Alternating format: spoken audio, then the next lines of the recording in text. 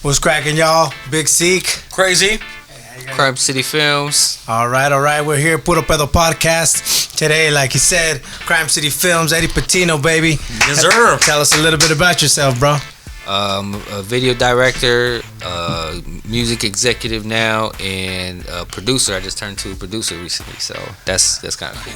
And I saw that on your Instagram, and I saw you post some stuff about some of the albums you worked on. Right. You were saying they were like in top 100. Right. Yeah. Right? No. What happened was I produced on records for three big records. One was on the Scorpion album on the Drake record. Is featuring Jay-Z. So I got publishing and royalties on that, and also a Trippie Redd record called Death with the baby. So that record went gold. The first one went 5 times platinum. That one went gold, and then just recently, Lil Baby's album is called Gang Signs. So DJ Paul's one of my business partners. So we did a deal where he signed my producer. And that I got to come on and get publishing and ownership on those type of records, and but they've done so many records like 2 Chainz and Yellow Wolf and Insane Clown Posse and Mafia 6, like the 3-6 Mafia stuff. So they have a whole catalog, but we did a deal, so I settled for publishing on those records, and it was fresh. It was cool. It took me to another level of the game where I have friends in Hollywood where it's like a secret society, and every day. No, I bet you do. Great. No, it is. It's a secret society of writers and producers, and every morning they wake up. Someone does the beat. All right, this nigga did the beat. All right, cool. And all right, cool. Let me sing the hook. Let me write the hook. By the time noon happens, they sent the record to Eric Bellinger, Trey Songz, Chris Brown, or somebody of that caliber, and it's gotten placed. By night they're cutting it, and guess what? Yeah. There's another placement, and if it makes the album, that's when they actually you get big royalty checks and stuff like that. I had to learn that type of hustle as far as the business of music, you know what I'm saying? Because there's a music business, and then there's the business of music, you know what I'm saying? So there's actually it's a difference, you know what I'm saying? It's a music business because that's the business of where people do their music, but there's so many ups and downs, shady people, you don't know who to trust, type of stuff. And then there's the business of music where you're making the business priority to the music. And the music is it's not secondary, but the business comes first. Then the music is supported and almost like given that type of energy to, you know what I'm saying? So great energy in business will push the music to crazy levels because the relationships. Exactly. You know what I'm saying? Because a lot of it has to do with relationships. Right. Who and who can do certain things for you. You know what I'm saying? Right. And it's kind of like I had to learn that early, and it's actually helped me out to where I'm at today. So who's in your direct circle? Because you say DJ Paul? Yeah, DJ Paul from 3-6 Mafia. So, DJ Paul, what happened was Mexican Sean had introduced me to DJ Paul, and Mexican Sean, he was a Coco's manager. Coco's Mexican hip hop artist out of West LA. He passed away last year, due to I feel it was more like the perks and the drugs as far as like lean and the Activista. Right. He was Activista, man, but as far as like his music, he really he had the trap. He was SA from West LA, you know what I'm saying? So DJ Paul signed him, and that's how I played the beats for DJ Paul at Molly Mall's house. And he wanted to get on the record with Little U, which is Big U's son. You know what I'm saying? So there's a whole when you get to the top, there's a lot of people know the same people. You know what I'm saying? Yeah. It's just you realize, okay, that person knows that person knows that person, and they all work together. You know what I'm saying? But they might not, you might not know it because social media might not say that. You know what I'm saying? Right. Yeah. So, but a lot of big producers, they all work together. A lot of big people that are in the music business, they work together. A lot of people don't. You realize that people don't even work together because bad business happened. Something happened in that situation. Something happened. You don't even know because you don't know who's wrong, who's right. But you just have to go off of instinct. So that's one thing advice that I give is really don't trust no one and just go off of your instinct. You know what I'm saying? You can go off the energy. And one thing I know is say what you do and do what you say. You know what I'm saying? Mm-hmm. That's like one thing that's really big is a lot of people just, I'm gonna do this, and then a lot of people just don't do it. You know what I'm saying? Trust me, we've been there before. Part of the game, Oh yeah, man. But, I mean, taking losses is part of the game. Absolutely. That's what I've learned. And you know what I'm saying? And that advice kind of flows into life. Right. Right. Trust your gut instinct, man, because there's shady people all over, whether it's business, whether it's life, friends, family, all that shit. Especially family. You know what I'm saying? Especially family. Hey, man. Shit. So, can't get mad about that. Man. How long you been doing it in total, bro? Or how did you start, and how long have you been doing it? Well, I've always wanted to be a rapper. You feel me? So I always wanted to be a rapper. That's my thing. I was like, be the first rapper from Anaheim, Mexican home. You know what I'm saying? That's all I wanted to. I found it hard to get into studios. I could freestyle, all my friends, but it was, never really got a chance to get into studio, stuff like that. So I was just, stuck hanging out, and then I heard, that you ever want to be in television and film on Power 106? Yeah, the commercial. So I wanted to go in, but I wanted to go in for, it was called the Academy of Radio and TV Broadcasting. Mm-hmm. So I wanted to go in for radio. Like, I'm gonna get in through radio, So, but I've always talked like this. So they basically said, was like, you're too urban. You won't never make it in radio. There's only like a few jobs in radio. Right. You know what I'm saying? It's only a handful of people. That are in radio. Yeah, man. So I went back, started hanging out on the block, just doing crazy shit. Just what I'm saying, just went wilding out, and I heard the same shit a year later. And what happened was I went, but this time I went for video. And this time they were like, oh yeah, we have multiple openings for video. All right, you're behind the scenes. So yeah, I got behind video, and I hooked up with one of my guys, and he was just advanced in the video game, and he lived across the street, so we just smoke weed, go to his house, learn all the learn how to edit, and so I learned how to edit, and that was my thing. I was just edit. I had to learn how to direct videos. Well, I knew how, but I was lazy about it. Right. You know what I'm saying? I was lazy about it. I just didn't. I want to take the footage and edit it because that's when I was in school. That's all I wanted to do. So you did go to school. Right. I went to school for that, and now the guy that I was at, that when I got out of film school, I started shooting for Wu Tang Clan. You know what I'm saying? So the first thing, they came to Anaheim. They came to Club Unique in Anaheim, and the homie was like, I got $50 for you. I'm like, all right. Got my little camera, and I'm like, I started working at Oliver, so I had a little camera, got a little PC, and I was, ready to go, So I show up, and I meet the Black Knights. I make Black Knights. I make Killer Army, Killer Priest, Prodigal Son, Sons of Man.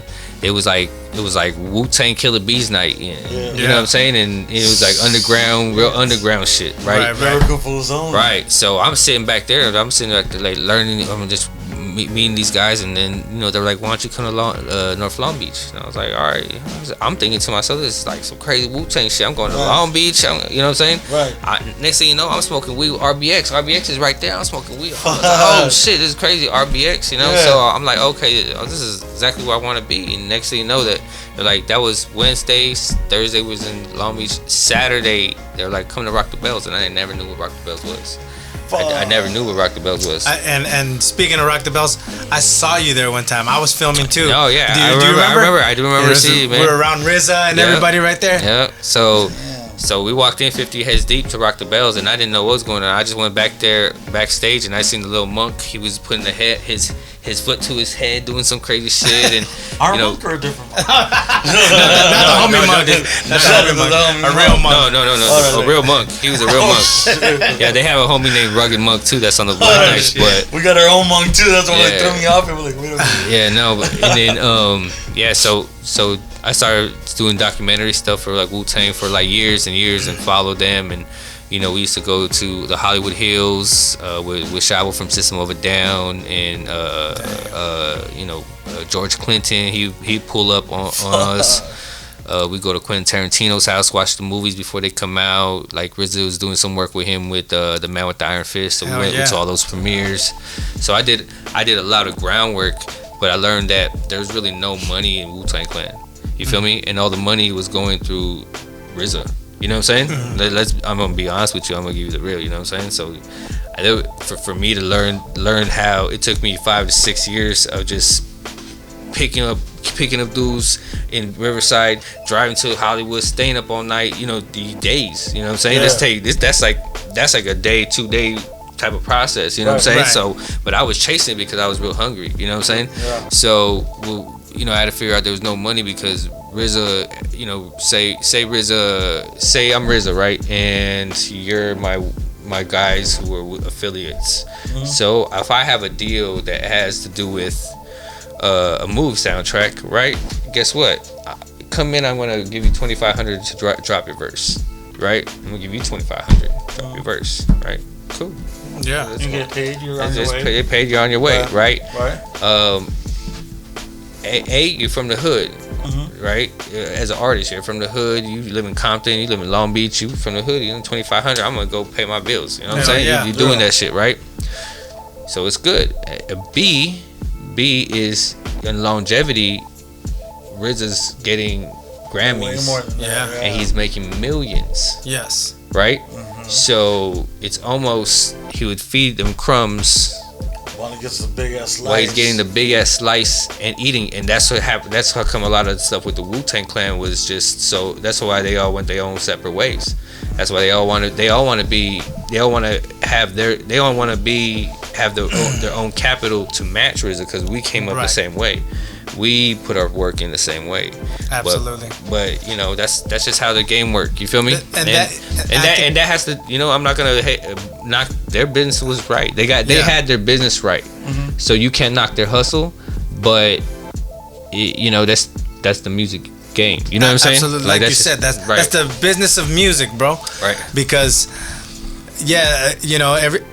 everybody wants to rap, or everybody wants to hook up with somebody who's been rapping for a long time, whatever, and then you put them on. And what do they come and do? They put down a verse. But then let's say, what does RZA have to do? He has to take that verse, he has to mix it. Right. Then he's, so he's gonna spend a lot of time. He put his work. He produced it. He produced it. He executive produced it. That's where his business was right, because he executive produced it, so he made the deal in his company's name. Yeah. So he gets to allocate the money. So that's why I said his business was so right. You can't be mad at him in a sense. You just gotta accept. They gotta take it on the chin. Like, okay, now what they gotta do is learn how to build their own business. Go get their own beats, exactly, and figure out how they can get one of these companies to either do some type of deal to get them that type of revenue where they, you know what I'm saying? Yeah. Because that's what it takes, and sometimes you just know the right people. Like, hey, my guy over here, he does movies, like he just does big films. My guy writes scripts. Hey, let me set up a meeting. Oh, guess what? They got a production company. And they write the scripts, but guess what? He's got financial backing. Oh shit, we just put a movie together, and then I get like, what it'd be 10% plus whatever, you know what I'm saying? Just for putting that deal together. So that's what I learned, how to put those deals together. Yeah. And that's what separated me as far as like to become from being a videographer to actually being a multi-platinum producer. You know what I'm saying? Because I put that deal together. I didn't know what I was doing. I was just blind. I was gassing I was like, yo, I got the next. I was telling DJ Paul, I got the next big trap producer. Sign him. Woo, woo. You know what I'm saying? But when I played the beats, he was like, oh, this is a young Paul. Okay, he was feeling it like he was. So I took him 2 weeks later. Took the producer 2 weeks later to Vegas, and we was playing beats for like 4 a.m. to like, I don't know, to like the morning. And next thing you know, DJ Paul was like, yo, the Mafia 6 is back. Next thing you know, he tweeted Mafia 6 is back. He signed TY, TY exclusive. I don't know if you heard of him, but he signed TY, and that's how that deal happened. You know what I'm saying? So okay, so he was signed. I remember back in the days, Ghost House. Right. I think there was something that we're doing, some kind of promo work or something, and I think TY threw us a beat. Right. You know what I'm saying? Yeah. So TY's been in the game for a minute, but he was over there with Flossie, and he kind of took finger spot over at Streetlight. And Flossie just sold a studio from under him, so he was like at a point where he was really low, and I just was like, bro, like let me fuck with you. You know what I'm saying? I don't gotta shooting DJ Paul shit right now. Like, let's try to do something. Send me beats. Let me try to do something. So I started trying to help him out for a couple months, and shit just I believe his trap sounds so much that it made Paul believe in it, and his skill was what set him apart. Because what he was doing was, when we went in front of him, you could play beats for anybody right now, but when you play someone for the beats, and the engineer is so dope that as you're telling him to move the claps, he's not waiting for the beat to end. He's moving the claps during the beats happening. Mm-hmm. You know what I'm saying? Yeah. So as it's playing. Right, as it's playing. So DJ Paul, that he was like, throw him off. Hold up, shit. Yeah. Hold up, do that again. And then that was right. it. You know what I'm saying? Now they signed a publishing deal with Red Bull and doing everybody's beats now, like 2 Chainz. They're doing all kinds of big, like all the biggest rappers right now. So doing like Sway Lee, and I think we just got another French. They did another French record.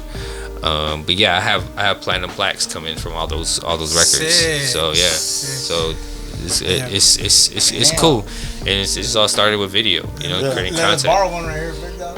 Let me film mine first. But what's crazy is alongside that. Those plaques, I'm actually get some other plaques with that, because one of the records, or one of them went. That's why if you see my thing, it says Grammy nominated. The album was Grammy nominated, so Drake was nominated for a Grammy for that album. Right. And then also he did 1 billion streams. And they did 1.8 billion streams, so he got literally gonna get a Spotify plaque as well. So all that stuff is in the works. I already ordered them and stuff like that. So. It's a lot of stuff like that. So now that I learned the business of music, you know what I'm saying? I have my business team, because not only this Bag Talk, that's the music and film distribution, but Bag Talk has built a catalog alongside with the Death Row catalog that we sold. Now we have the distribution deal with E1. And we were putting out our artists through that record label, and that's all distribution. But we already built a catalog of like Vado. We put out Vado's new album. What we do is we deal with indie record labels, it's indie and major. You know what I'm saying? And say Riff Raff, we got Riff Raff's, I can't say the amounts of money, but we got Riff Raff a deal.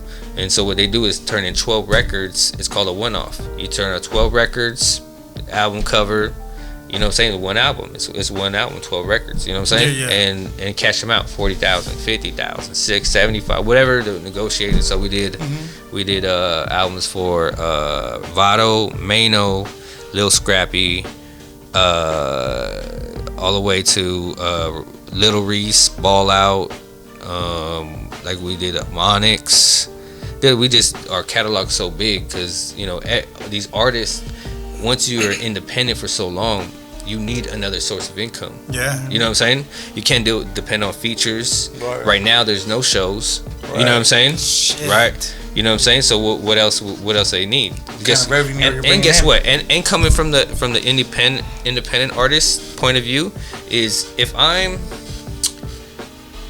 independent right now and I need 40, 50,000, guess what? I'm going tonight to the studio. I'm booking you as my engineer. We're going in there. We're locking in. You know what I'm saying? And I'm gonna get this 50K. I'm gonna drop them records in 3 days. I'll go make them right now. You feel me? What are you talking about? Like Cassius. Like I signed Cassius. I got Cassius's new deal. You know what I'm saying? Like Cassius, if you see all Cassius videos that came out this year, they were all looking fly. They were looking upscale. You know what I'm saying? That's because I did a video for him for $300. Right? This is the truth. Again, I did a video for him $300.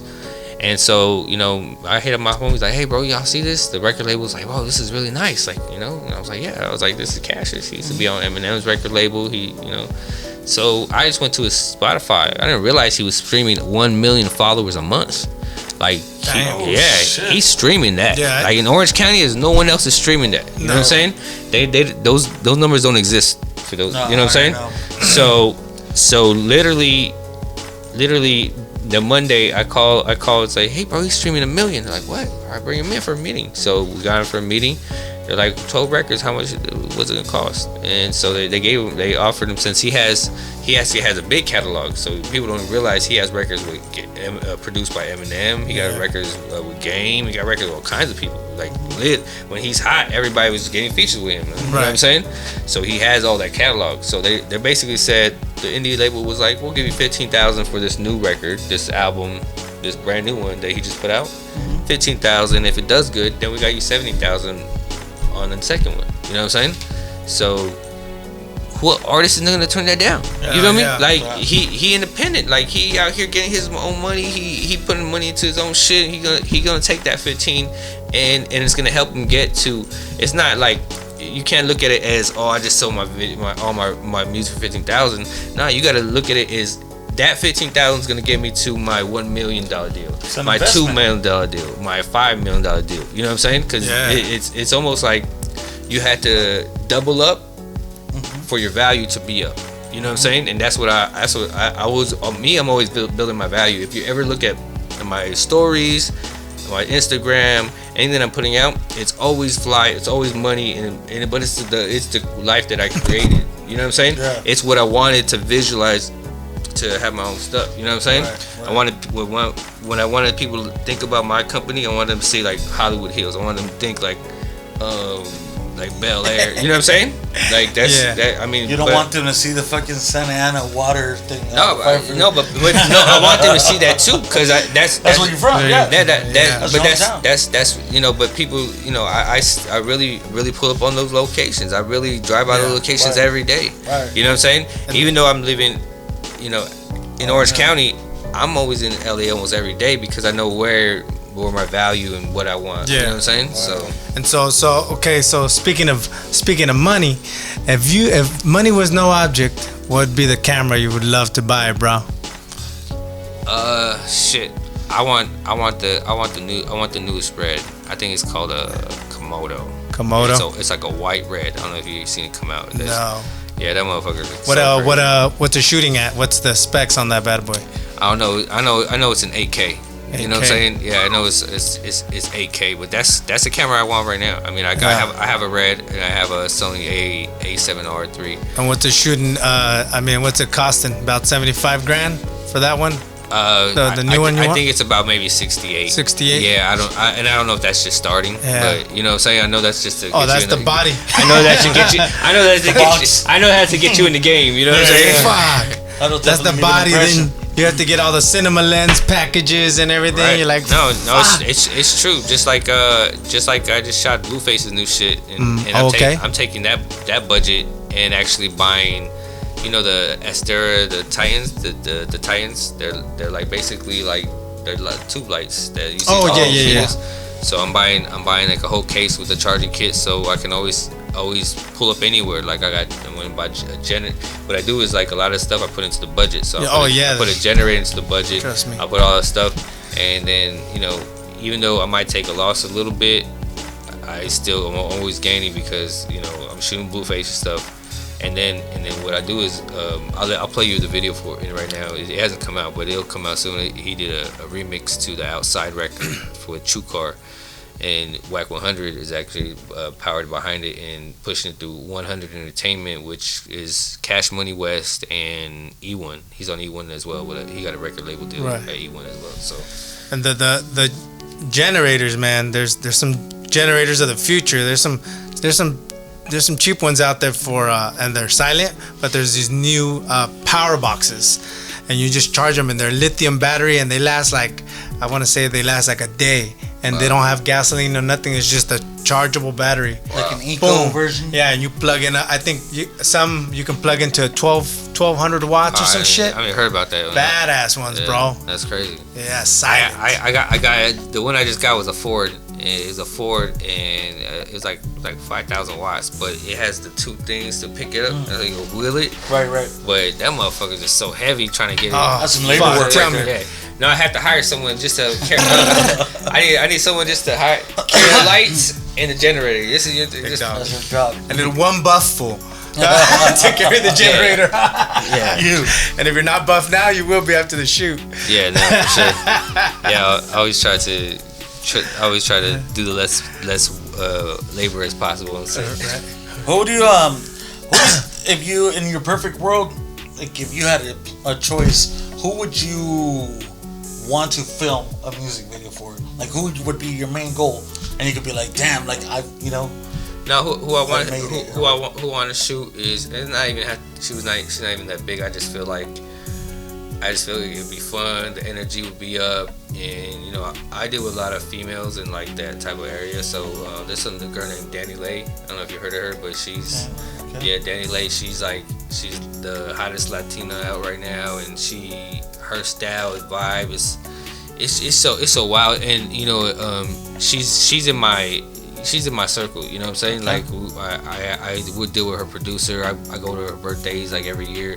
It just in the last I've been doing it for like last 3 years, and just the last year she just went super crazy. She wrote J-Lo's Dinero record. Mm-hmm. Oh shit. Yeah, she wrote that record, and then she put out her album. Well, she signed to Def Jam, and she actually she put out a record, Lil Baby, which Lil Baby did.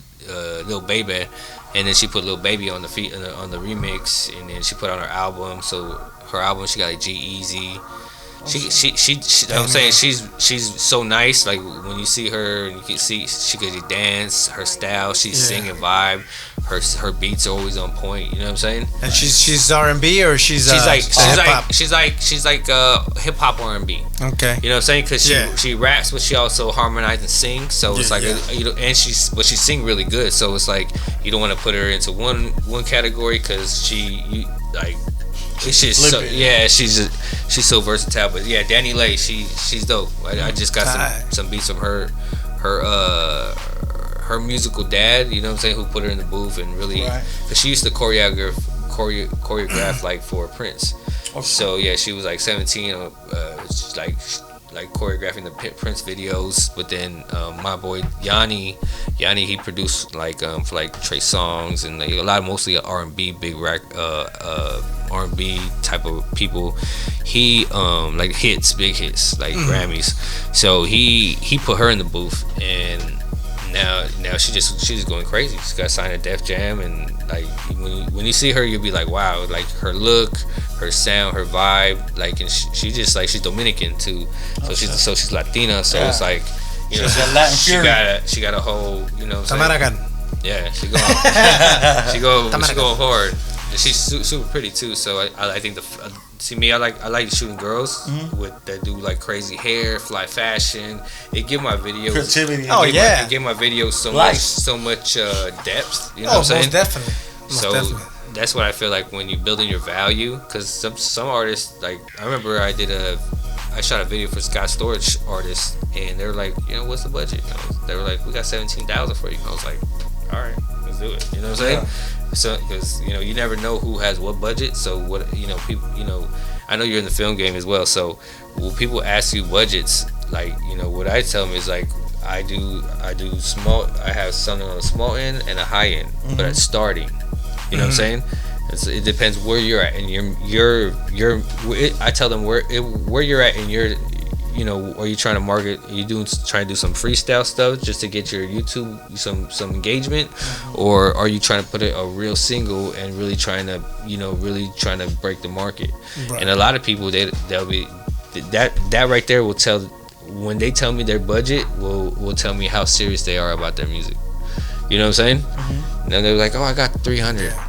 Like, okay, well, I mean, I can come show up for like 30 minutes. You know what I'm saying? I could do some put the camera on the tripod for you. fly editing. You know what I'm saying?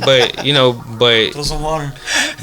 But just because I have artists. I just have so many different clients and different different things that I think building your values is the most important thing. No, most definitely, man.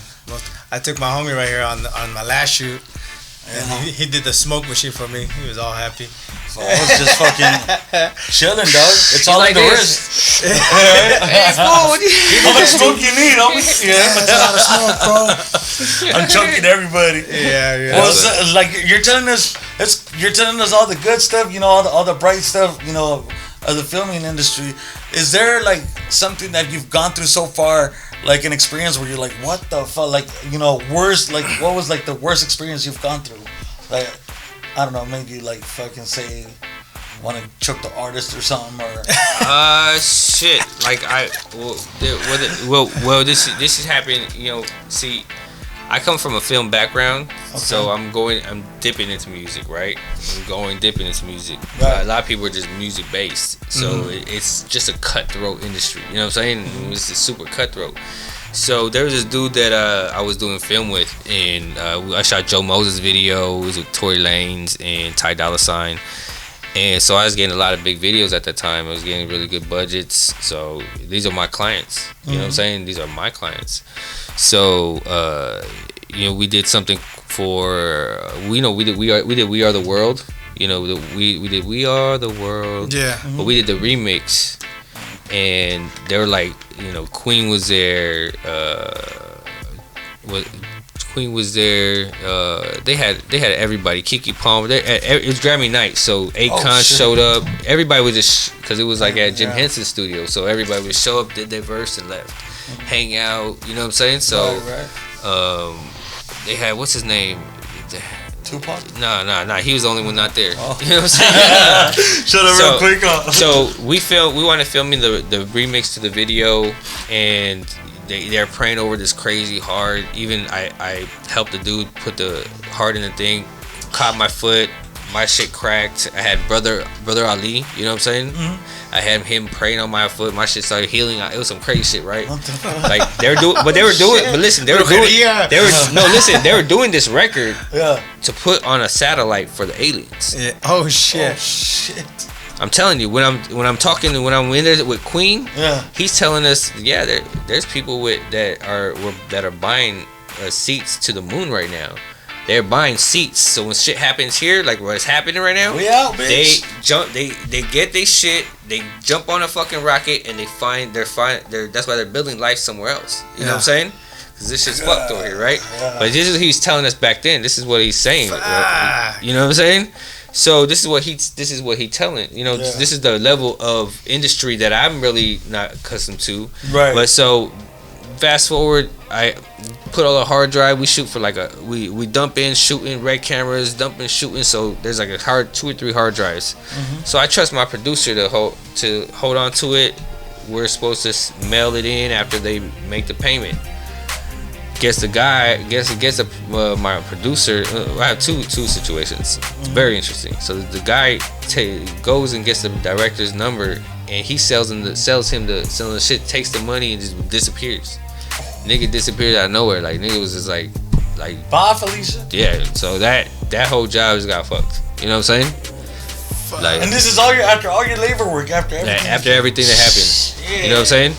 So nothing I could do about it. Just take it as a loss. Yeah. But you know, I kicked him out of my team, and now to this day, he's still try to following, like, yo, what's up? But the thing about he's still alive. No, he's still alive. Yeah. Shit. Yeah, but listen. This guy, his brother is actually artist under Jesse Terrell, which Jesse was my mentor. That's how I met him.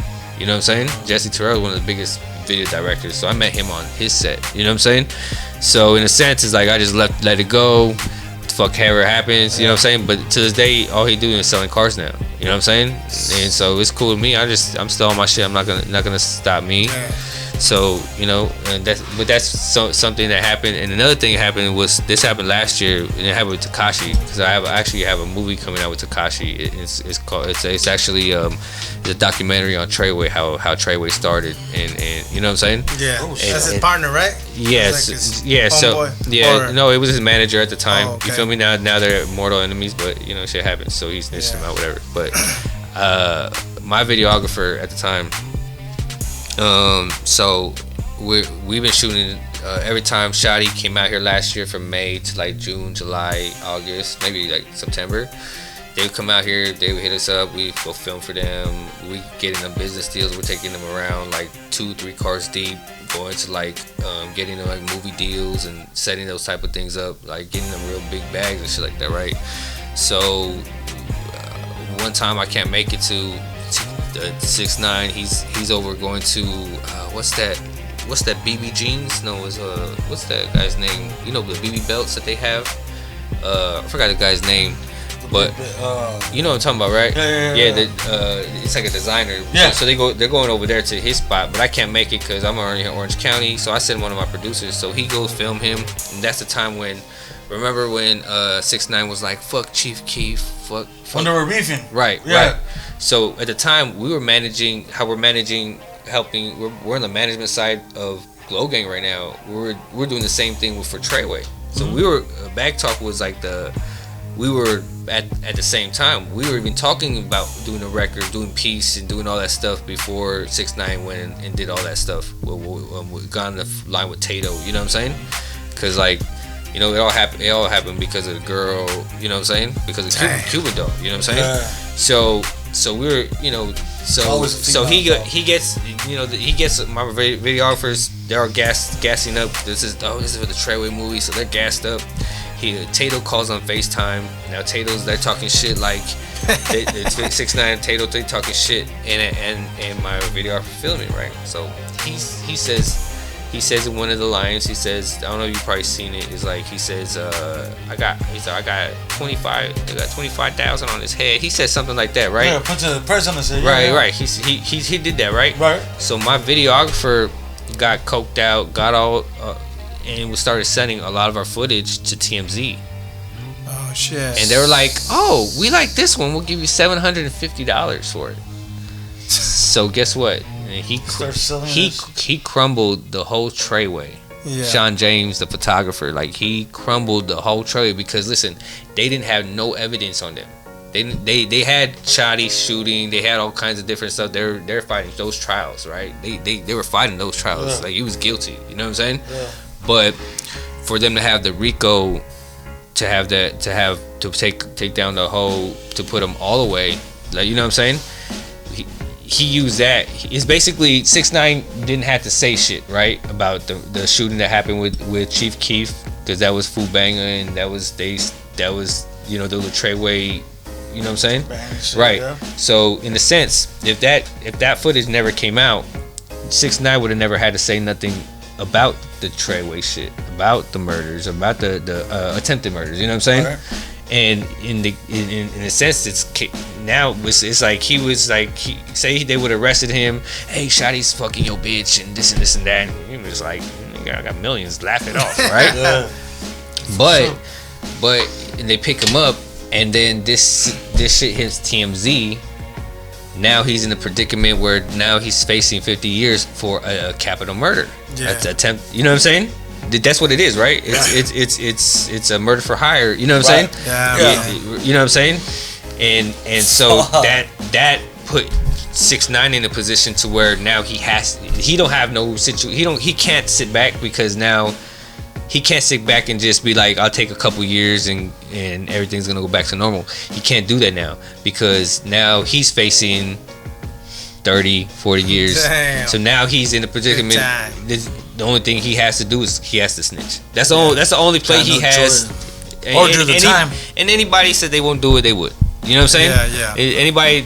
When you're used to living the $1 million lifestyle and living in Airbnbs, fucking the baddest bitches, you know what I'm saying? Yeah. You feel untouchable, right? So, of course you're gonna want your freedom back. You know what I'm saying? Right. Sure. And in the sense, it's like he wasn't really from the gang, so he had no allegiance to them. He was just like their face. You know what I'm saying? Yeah. It was just their face. So in a sense, the Treyway documentary is coming off of Bag Talk. I think there's like a $1.5 million offer for it right now on the table. So damn, that's cool, man. Yeah, that's some business, cool. Huh? Yeah, business of music. You know what I'm saying? Go ahead. And when it comes to back to film and stuff like that, what software do you like to edit in? Final Cut Pro. I'm a Final. I learned on Final. I learned on Avid in film school. But then I went to Final Cut Pro 7.0 and I learned that, and it shit took me forever to learn that shit. And then when the Final Cut, started upgrading and the render times changed, and then I was just like, I was snapping on it, and I never been in Adobe. I can't learn the program. You feel me? You know what I'm saying? Like it is. I know it's there. It's just that my life is going so fast. I can't take time to learn it. So you're a Mac guy. Yeah, you're a Mac guy. Final Cut Pro. Okay. Yeah. I don't run into no problems. You know what I'm saying? Yeah. And I still use the same computers that I've had I'm not saying for the editing process now, but they're still working, the ones that I started with. You know what I'm saying? Forever. Right. And I went to school. When I went to school, I learned everything I've always learned in Adobe Right. Premiere and Adobe products and stuff, but it was always on a Mac. Right. And so I learned everything I went to school for was on a Mac. And then at home, I like to work on PC because Mac is hella expensive for the shit that I can put into PC, my right, PC. right, You know what I'm saying? right, And if some shit breaks, throw it out and replace it myself. Right, you know what I mean? Right. So that's why I've been a PC guy for a while and stuff. But yeah, Adobe Premiere for me, man. Cool. And Final Cut, you like the new Final Cut, the 10? Yeah, no, Yeah. that's my favorite. Like I'm it's just the render times and when I first got into Mac, I did iMovie. Okay. Because before I could afford Final Cut, you know what I'm saying? And truthfully, I still never bought Final Cut to this day. I'm not gonna lie to you. That fucking Avid. I found a habit. No one can afford Avid. I have a hack that I use that I never had to buy Final Cut. And it works good. Well, listen, when you have your Mac, you know how you can make say after 30 days your trial's up, right? Yeah. So if you make a new profile, you know what I'm saying, and you make a new profile and you download Mac again, it's giving you another 30 days. So so all you had to do is just all my files on my hard drive. So all I do is click the project that I want, or the library, boom, and it'll open up like nothing ever changed. Yeah. Nothing ever changed, and I never bought the final. I don't need to, you know what I'm saying? Yeah, have That's a hustle right there, straight up. But I learned that, you know what I'm saying? Right. I just had to buy it. Now in the pandemic they give you 90 days. Yeah. Like you have to do it for 90 days. All right, I'll take Awesome. it. You know what I'm saying? I'll be back in 3 months to make a new profile. No, that's a hack for you people that want to learn film and have professional equipment. Go download the 30 days. After 30 days, go make a new profile and keep all your shit backed up on a hard drive. You know what I'm saying? Absolutely. Because you never know that the computers could take shits either too. Yes, sir. Technology, man. Yeah, that's another question I was gonna ask, but go ahead and ask him some. Okay. Let me see. To what extent? Let me see did I ask you this one? No. To what extent have you gone for an artist, bro? Like when you're filming. Extent is the crazy stuff that I've done. Yeah. Like what's you're like shit. I went above and beyond for this artist, for this video or this project that I'm working. I did a Young Thug and Lil Yachty, and the budget was like 10,000. It was for Whack 100. So this was it. He says it was BET weekend, and he says I have them both for 1 hour each on different days. Like different days? Like what? Yeah. Okay, so I gotta shoot him on One Friday day, yeah. and him on Saturday. Cool. I was down with that. What made it hard is that Fora is my daughter's favorite artist, and he was having a concert the time between. So Damn. I had to do like. You know what I'm saying? Like Time to get cloned. Yeah. No, so I got home at 8 from the Friday night shoot because this is BT weekend, so that means out in LA everything's popping. So there's all kinds of shit happening. There's parties, day parties, there's networking parties, there's all kinds of shit happening. So during the whole shit, so I get home at 8 o'clock from the Yachty shoot. I'm about to shoot Young Thug the next day. my daughter's like, my homie was like, bro, I got you. Don't worry about it. I'm gonna have you meet Flora. Got the VIPs. He said the security. So I'm like, all right, cool. So we stand outside, wait the last people to wait for Flora to meet. It's like he refuses to go on stage till he meets the last people. So we're the last people, right? So then he go on stage, and it's like we get to the venue at 9. Concert's already like 5 hours behind. No, concert starts like at 12:30. Damn. You know, we saw like 3 songs. I said, baby, I gotta go to sleep. I gotta go to then I had to go and do the rest of the day. Right. But the whole thing about it is trying to balance the both, and having to accommodate the artists was the hardest part, because they were like, we have a time frame, so I had to go set up everything, green screens, all kinds of stuff, and shoot it within 1 hour. 1 hour. Like, all right, cool, and then like literally put the drone up. All right, artists sitting here. All right, you move with this. That two red cameras coming at the same time. So that was the stressful part, was actually just making it happen. But then on top of having this in my back of my mind, like, damn, my daughter's gonna want to go to the concert tonight. That's like a stress right there. And you have to wear the Flora shirt. Everything. I'm actually a real big Flora fan. Like Flora is I seen him come up in the indie game. Yeah, man. And he created his fan base. And what blows me away about is he took that fan base and monetized it by making his merch so valuable to the teenage fan base, if that makes sense. Yeah. Oh yeah. Because my daughter was in like sixth or seventh grade when that happens. When that happened, that was like 3 or 4 years ago, right? But fast forward to where he did Black Friday and made $2 million just on merch. Yep. Like, come on, man. Like, he hadn't even signed his record deal. He didn't even sign his record deal yet. That $2 million.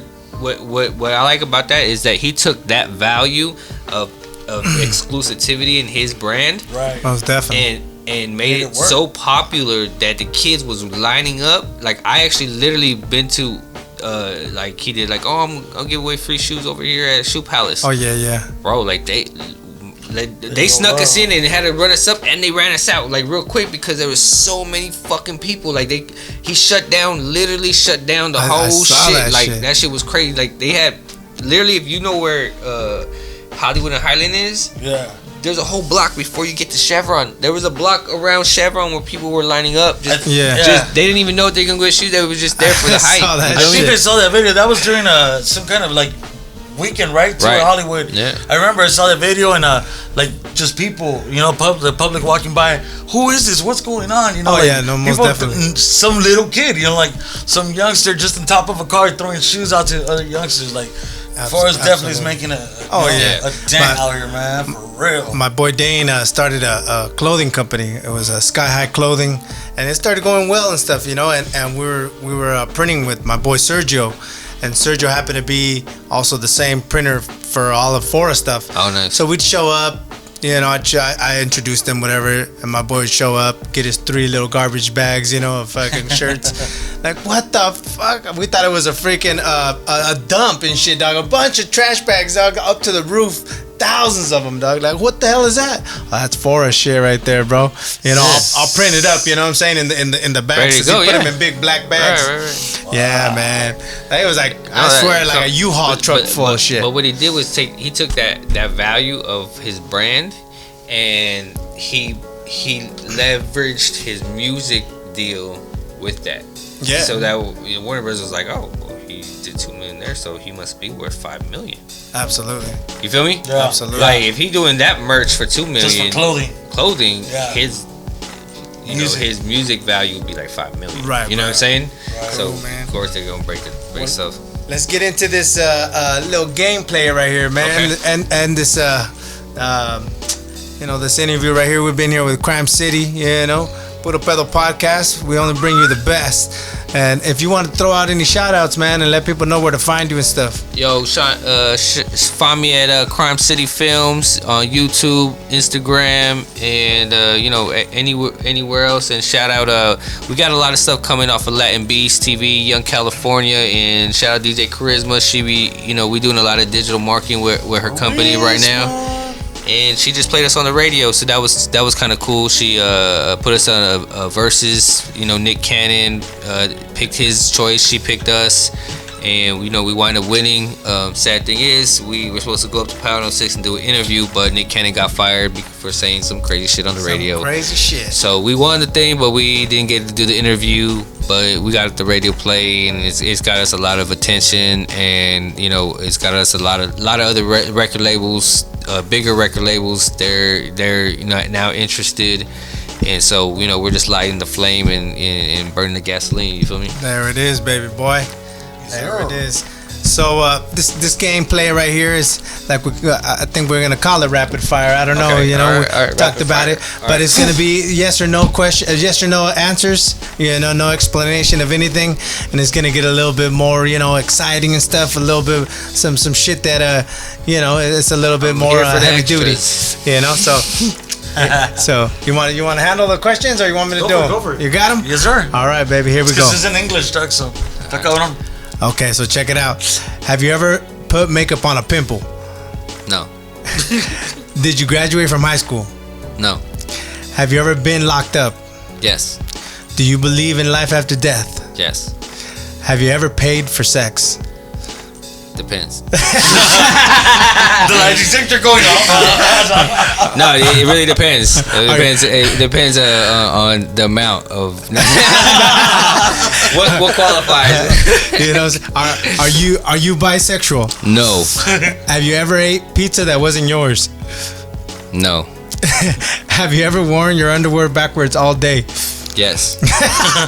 Are you scared of the dark? No. Is coronavirus man-made? Yes. Yes. And Ladies there it and is, gentlemen. baby. Rapid fire. Yeah. No. The last one, I think is very much man-made and man spread. You know what I'm saying? Hey, but fuck all that. He wore his women underwear. be spraying that shit too. Don't get it twisted. Y'all motherfuckers be still messing with them corona style girls. You know what I'm You saying? damn ladies be wearing your underwear backwards too and shit. Yeah, you know no, what I'm for saying? sure. Smell like salmon throughout six and shit. I wake up and I don't even realize, like, oh shit, what time is it? The holes in the back. It's reversed. No, you say inside out. You just say backwards. Yeah, the fucking and I asked the pizza thing because one time I had a couple of drinks. I saw some people pull up a pizza, and they only ate like 3 slices, bro, at the bowling alley. I'm like, shit. So I pulled up over there like, Bro, I'm gonna grab me some slices. You understand? Listen, I have this videographer that I'm working with, and I work with some growers called the Gas Code. They out here, and so we went to Vegas to go shoot with Yuck Mouth. And so they're like, yeah, we got you a Bellagio suite. And they're like, yeah, don't worry about it. I was like, well, I got my cameraman. He got a red camera. They're like, you invited him out. So they was like, yeah, I got to give him a suite. He was like, yeah, got him a suite. So he's cool. Well, so he's all, no, bro. He was happy. He was like, I could just sleep in my car. I was like, no, bro, they're going to get you a suite. Don't worry about it. You know what I'm saying? We'll be good. Yeah. Don't trip. I'm going to take care of my people, right? Yeah. So we walking down the fucking hallway, and somebody, you know how you order service? Someone ordered service, they nibbled it, they pushed it back out. It looked like a brand new shit. But right, and he was like, "Oh, bro, I could take this." I was like, "No," I thought he was playing. Nigga really just went and grabbed the food. Like he grabbed the whole plate. He was like, he took it back to. He got his room, so he took it back to his room. I was like, bro, I've never even seen shit like that. But all right, man, survival. Hey, man, that's what it takes, bro. Hey, well, Survival. thank you very much, man, Right, for man. being on Puro Pedo podcast. Yes, sir. Yeah, no, it's cool. I had a good time. Absolutely, man, and we'll catch up soon, man. You know. All right, man. Follow the movement, yo. Absolutely. See you We guys. off like a prom dress, baby. Bang.